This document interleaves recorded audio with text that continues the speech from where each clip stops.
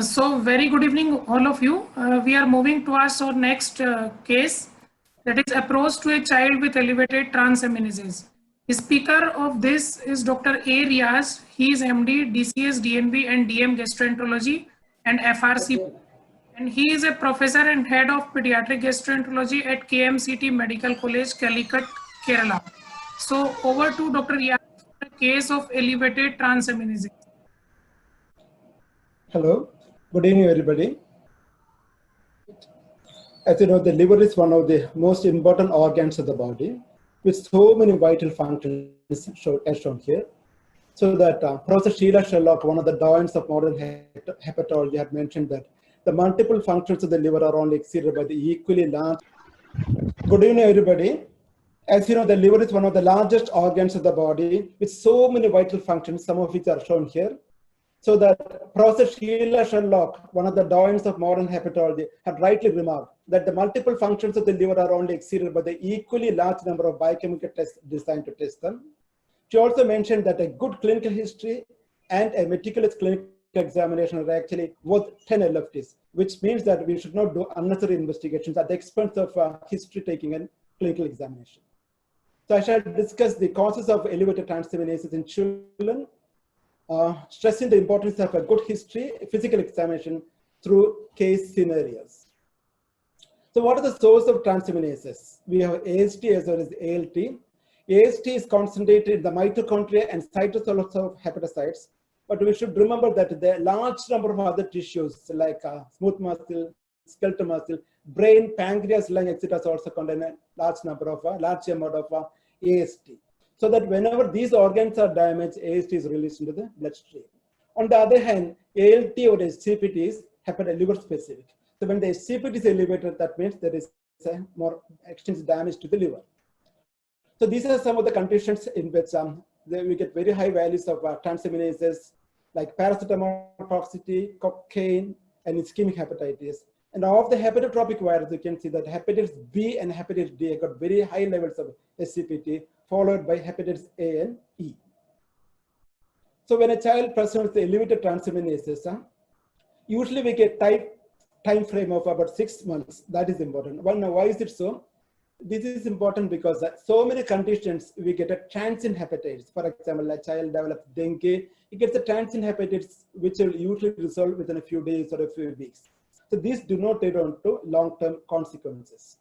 On the other hand, in people with Wilson disease, we have to do a prompt workup which may help to prevent the progression to cirrhosis of liver.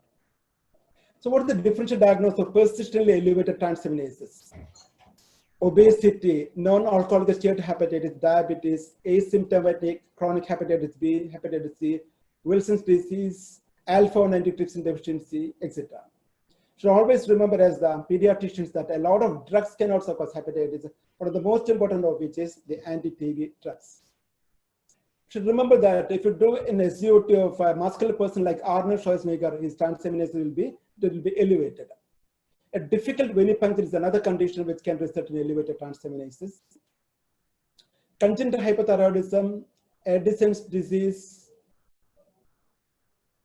and IV drug abuse and alcohol abuse, which are very, very common, especially in adolescents in Western countries, can also result in unexpected elevation of transaminases.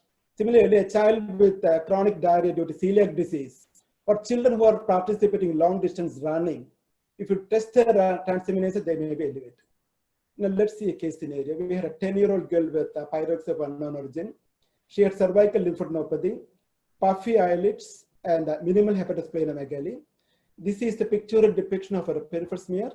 Look at the labs. She has a striking leukocytosis with lymphocytosis, mild jaundice, mild conjugated jaundice. Look at the transaminases, 200s, the range of 200s.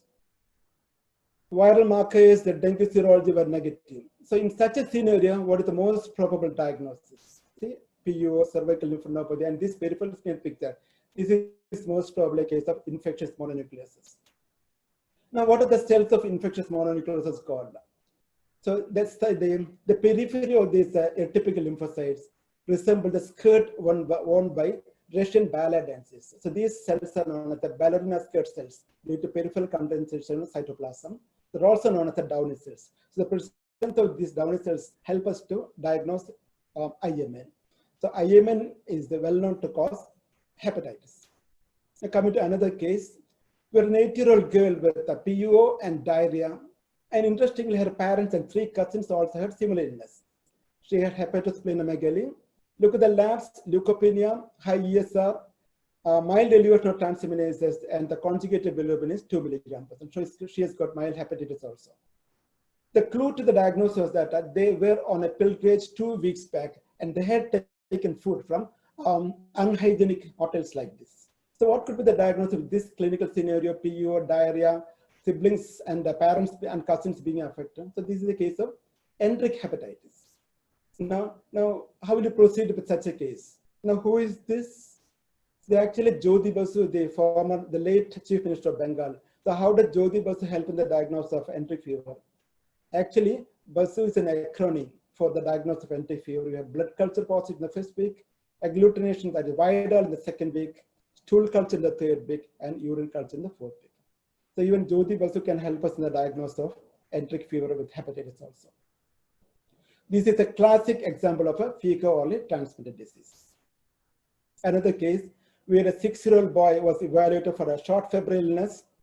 Look at the transaminases. The AST was almost double that of ALT.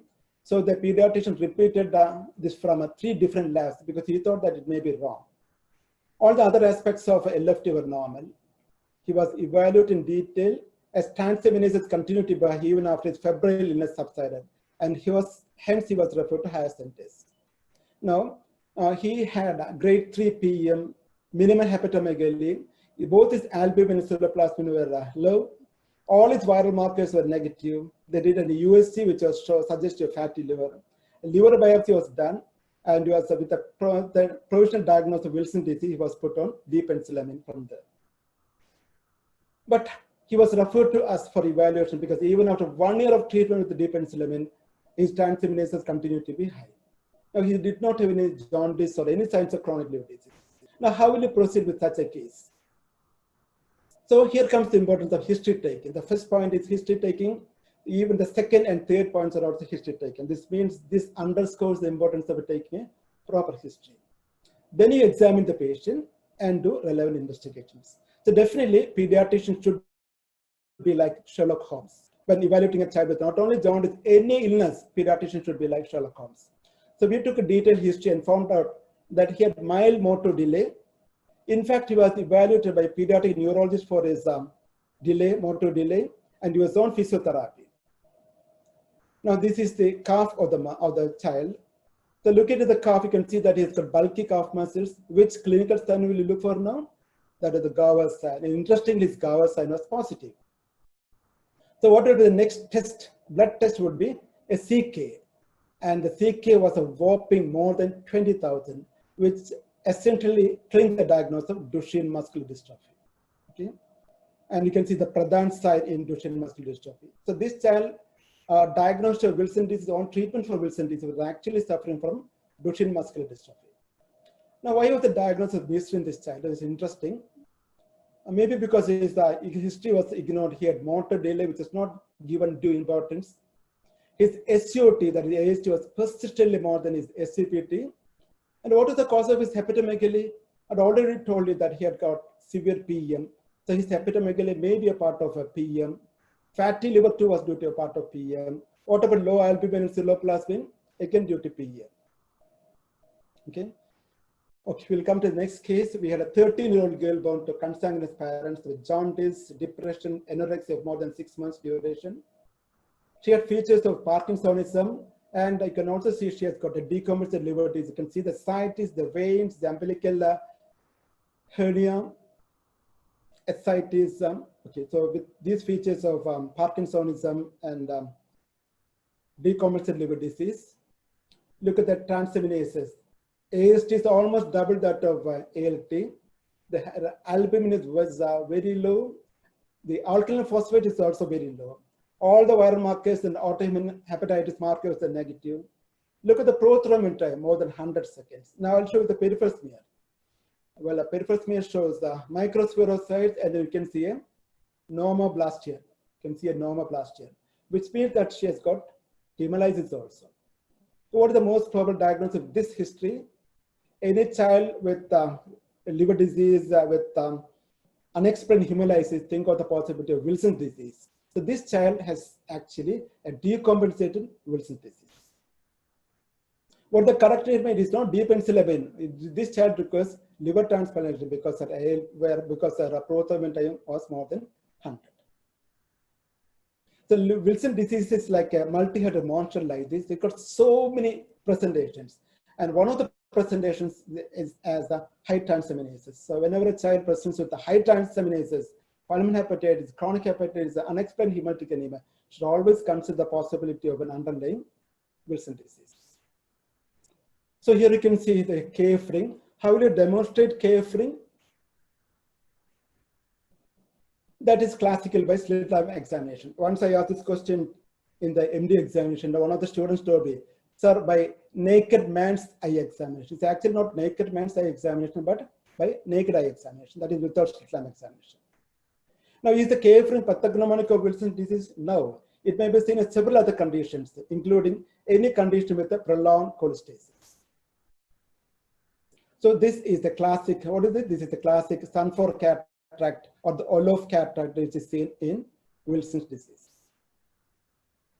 Another case, we had a 4-year-old boy born to non-consanguineous parents, presented with recurrent lower respiratory tract infections, jaundice. He had features of decompensated liver disease. There was no history of malabsorption. He had firm hepatosplenomegaly, and as part of the workup, we did a CT of the chest which showed emphysema. And this is the liver biopsy. The classic liver biopsy shows PS positive diastase resistant. That's the classic features of alpha-1 antitrypsin deficiency. We know that alpha-1 antitrypsin deficiency is extremely rare in our country, but this was actually a case of alpha-1 antitrypsin deficiency. Well, you can see 5 children. They've got a peculiar, strikingly similar facies. Got a huge hepatomegaly with due to massive hepatomegaly, no splenomegaly, and this facies is called the doll facies. So these children have got glycan storage disease. The transaminase will be elevated. In these children, the bilirubin was normal, SAP was normal, albumin was also normal. All the viral markers were negative. Now, what is the significance of the SGOT-SGPT ratio? It's also known as the Ritis ratio. A ratio of more than 2:1, that is the SGOT being more than SGPT.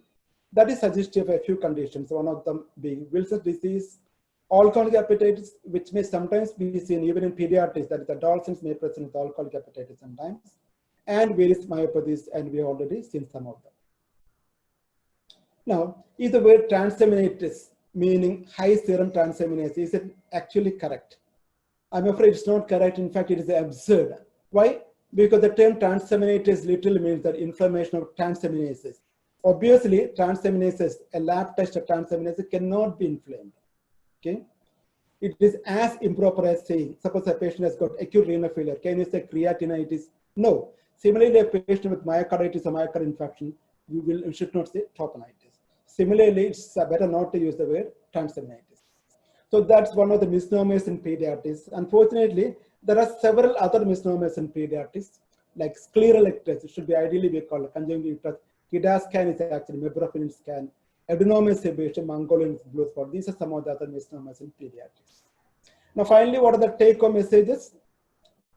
Whenever a child presents with a transient hepatitis, we should wait for some time, at least for 6 months, to make sure that it's a transient condition and that the transaminases are subsided. On the other hand, we should always exclude non-hepatic conditions like muscle diseases, as we already discussed. But a prompt recognition of Wilson's disease or autoimmune hepatitis may help to prevent progression to life-threatening conditions like cirrhosis. Thank you so much for listening to me. So thank you, Dr. Riyaz, for excellent presentation on transaminitis. And it's really, you discussed wonderful cases. Now over to Dr. Shivani. So moving towards our next case by Dr. Shivani Deswal. She is MBBS, DNB and IAP Fellowship in Pediatric Gastroenterology. And she is a senior consultant at Department of Pediatrics at Medanta the Medicity, Gurgoan. She is an ex-associate professor of pediatrics at RML Hospital, New Delhi, and executive member of Celiac Support Organization, and done many publications. So over to Dr. Shivani for a very interesting case on chronic abdominal pain. Dr. Shivani. Thank you, Dr. Natwar. I'm going to discuss abdominal pain today. It is one of the commonest GI complaints in children, and it accounts for 50% of referrals to pediatric gastroenterologist. However, tackling abdominal pain is not always easy. I'm going to start with a case which presented to two pediatricians before it reached the pediatric gastroenterologist, and discuss some salient features that we must keep in mind while approaching a case of abdominal pain. A 7-year-old girl presented with pain abdomen on and off since 3 months, which was periumbilical, moderate in intensity, sometimes even severe, and associated with 1 to 2 episodes of vomiting, which were non-bilious. So now this patient fits into the definition of chronic abdominal pain. The terminology which was used earlier, the recurrent abdominal pain, has now retired, and the preferred terminology that we used are chronic abdominal pain. It is long-lasting, intermittent, or constant abdominal pain that may be functional or organic. A duration of more than 2 months is consistent by calling it chronic abdominal pain. The pediatrician took a very good negative history and tried to rule out all the red flag symptoms that we look in a case of abdominal pain. There was no history of radiation to back or shoulder. There was no hiccups, water brash, or bloating. There was no recurrent loose stools, constipation, or blood in stools or hematomasis. There was no history of loss of weight. There was no history of fever, rash, joint swellings. There was no history of bilious vomitings. There was no history of dysuria. So all the red flag symptoms were asked. There was also no family history suggestive of IBD, COX, or celiac. He did a very good general physical examination as well. The anthropometry was on the 50th centile. All the red flag signs like pallor, oral ulcers, jaundice, lymph nodes, rash, and joint swellings were looked into. There was none. The physical, the chest, the cardiac, and the CNS examination was normal. He did a detailed abdominal examination which did not show any organomegaly. There was no mass, no fluid, no tenderness, and even the perianal area was seen, which did not show any tags or fissures. So in case of any abdominal pain, our main approach is to look at the red flag signs and symptoms, which he did. But he didn't find any. So what next? He was neither here nor there. So he decided to order a few tests. He did a complete blood count, which was normal. He ordered stool for ova and cyst, which was normal, urine routine culture, amylase lipase, liver function test, kidney function test, CRP, ESR, and TTG. Despite no red flag signs and symptoms, he thought that he must do the first-line investigations, but they all turned out to be normal. He also ordered an ultrasound abdomen, which showed 2 subcentimetric mesenteric lymph nodes, mainly in the periumbilical region, largest measuring 7 mm. So now the dilemma. Are the lymph nodes significant in size? Are they the cause of abdominal pain? Is it non-specific mesenteric lymphadenitis? Sometimes we feel that ordering tests will relieve the anxiety of the parents and the patient. But however, sometimes negative tests reinforce the fear of unknown organic disease and worsen the anxiety among the patients and sometimes within the doctors as well. What is significant mesenteric lymphadenopathy? A cluster of more than 3 enlarged nodes, which are more than 10 mm in short axis, are considered significant. Nodes more than 4 mm are seen in up to 60% of normal children, and they peak in the age of 7 to 10 years. So in our case, they were 2 in number and 7 mm, so insignificant. Were they the cause of pain? The lymph nodes have been seen in both asymptomatic and symptomatic children.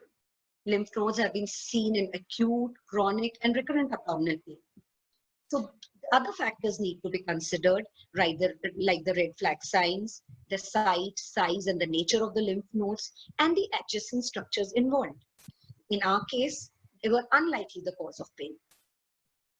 What is acute non-specific, or what we call primary mesenteric lymphadenitis?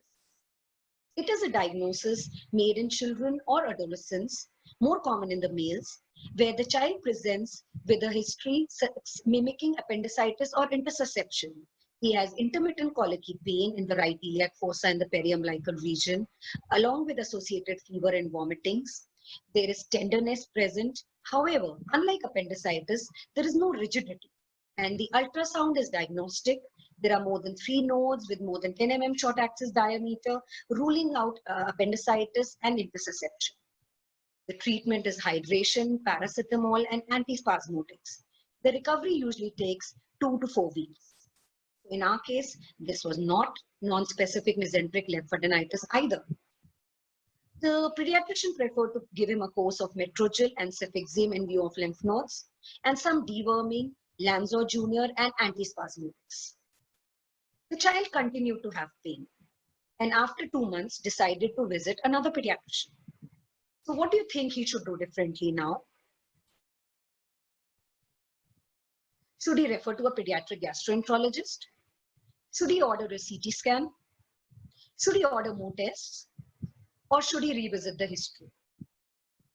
The second pediatrician chose to order the CT scan.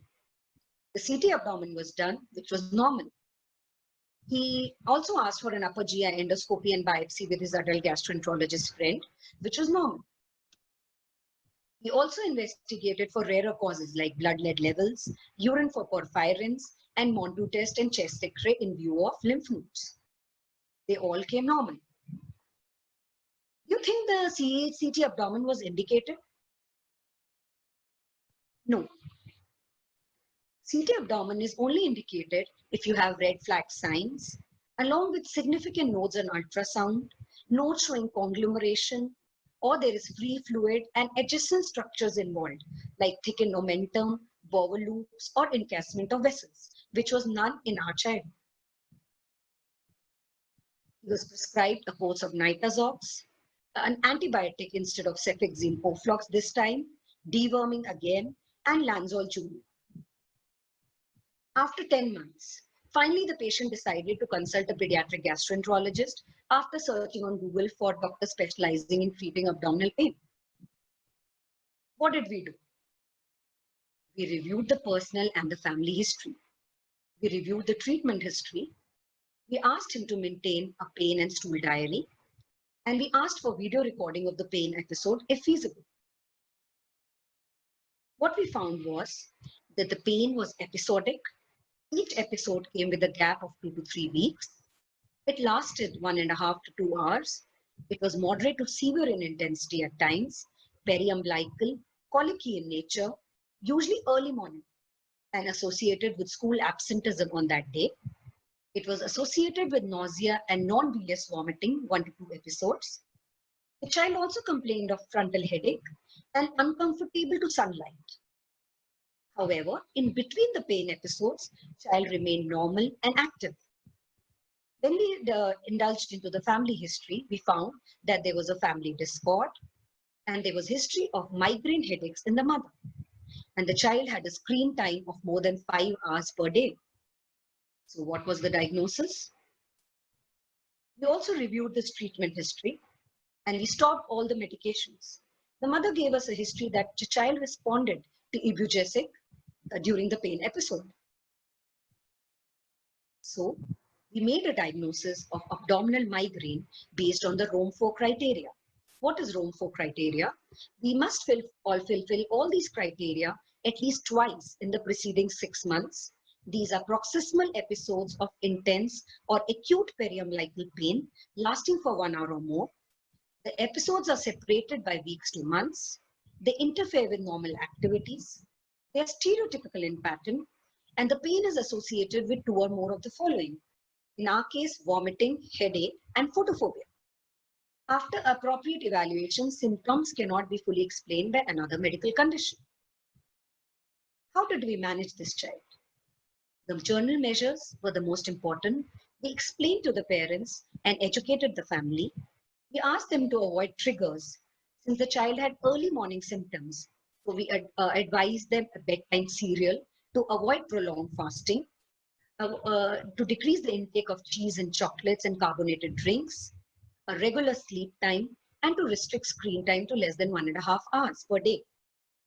Abortive therapy in the form of analgesics and intranasal sumatriptan was advised, and preventive therapy in the form of beta blockers was started. So this case teaches us that functional abdominal pain related functional GI disorders need to be recognized. They are symptom-based diagnoses. They need to be appropriately classified as functional dyspepsia, irritable bowel syndrome, abdominal migraine, and functional abdominal pain not otherwise specified. We should avoid labeling them as psychogenic pain. The cornerstone of diagnosis is meticulous history with pain and stool diary. Few select tests based on the red flag signs may be needed.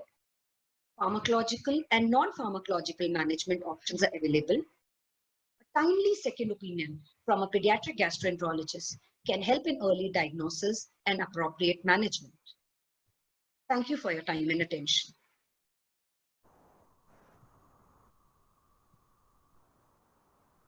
So thank you, Dr. Shivani, for the wonderful presentation on chronic abdominal pain. You discussed point to point about pain abdomen, how to approach.